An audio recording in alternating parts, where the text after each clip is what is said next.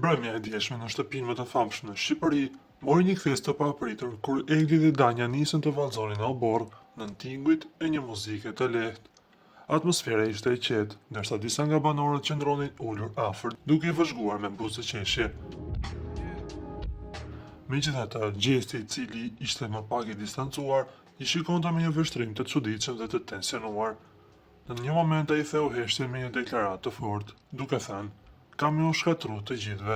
Pas kësaj, ai vazhdoi me një ton edhe më të ashpër: "Një nga një do t'ju paloj ren. Kam u dridh, kam u shkatru, pasha Allahun, s'ka mëshirë hiç, zero, zero." Fjalët e tij ngritën menjëherë një valë reagimesh mes banorëve, të cilët mbeten të habitur nga mënyra e ashpër e të shprehurit. Kjo situatë vjen pas tensioneve të krijuara më herët mes Gjestit dhe Eglit, veçanërisht pas spektaklit të kaluar, kur ai kishte deklaruar publikisht se pas përfundimit të lojës s'ka më pas surratin. Egli, e cila dëgjoi të deklaratë gjatë spektaklit, u shfaqe të rishtuar, por gjithashtu u shpreh se nuk ishte befasuar nga këto fjalë. Megjithatë, që nga rikthimi i saj në shtëpi, ajo dhe Gjesi ende nuk janë përballur drejt për drejt, duke lënë pezull një konfrontim që pritet të ndodhë.